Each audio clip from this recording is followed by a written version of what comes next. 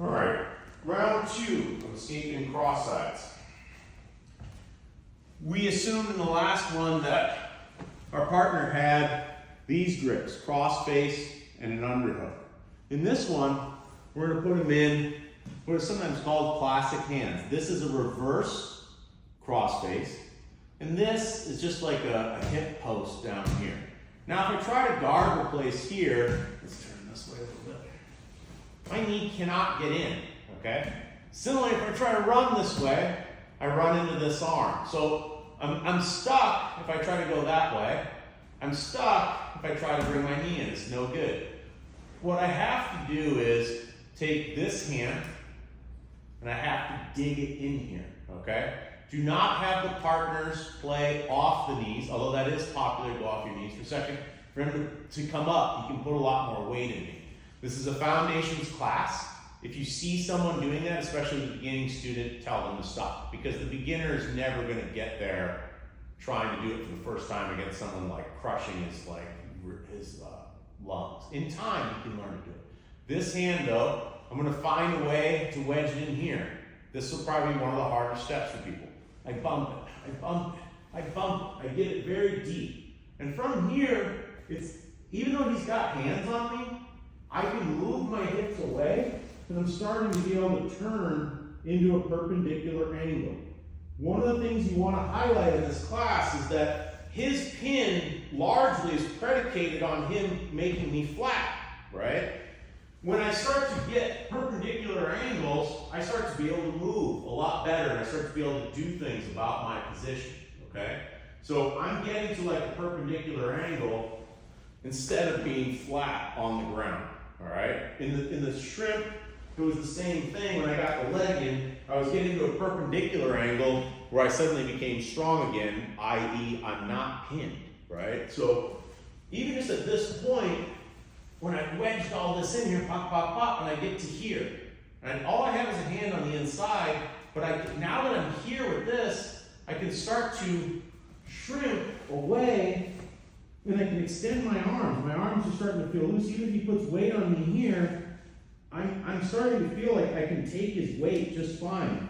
One of the things I'm doing with this arm is I turn my thumb down and my palm up, and he ends up on top of my shoulder.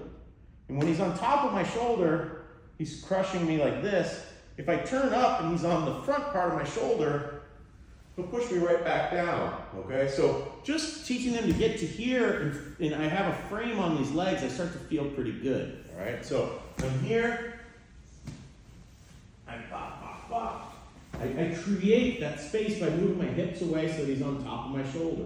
Now from here, I'm going to take this leg, I'm going to thread it under, and I'm framing his legs. I frame the outsides of his knees, and I build forward to be on elbows and knees. I want to be here, just like this, okay? This is probably where I would stop things. If someone were very, very new, I would just stop it like, let's get to that turtle position. That's a new position that you'll learn. If you have students and like in the class is chugging, like at this point I would probably stop and go like, okay, let's practice. Cade puts me in cross face underhook. I get in, I get back to guard. Cade puts me in the classic hand position.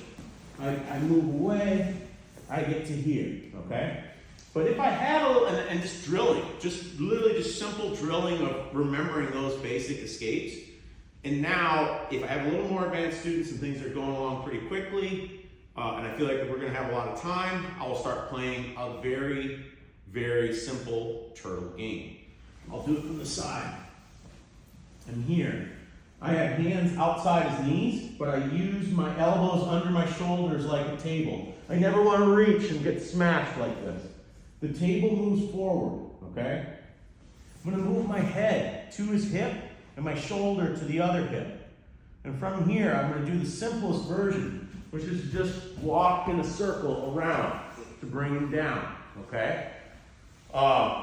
There are more advanced versions of that, but I would keep things very simple because it's foundations. They can always add more good elements later, or if you have time and you know good elements, then add them. But The table, the most important feature though is, see my elbows? My elbows came forward. I did not go like this and grab for his legs. This is misery, okay? I want to keep my shoulders over my elbows as I come in. My head is tight to the iliac crest, my shoulder is tight to the iliac crest. I can come off my knees, but I'm moving in a circle. I'm not so much trying to like drive through him, which is what most beginners will try to do. It can work, and I wouldn't chastise them too much if they do that, but it just won't work very well against someone considerably larger than them. But that would be round 2, and at the end of round 2, I would try to just drill guard replacement, going belly down out of that classic hands and looking to escape from there.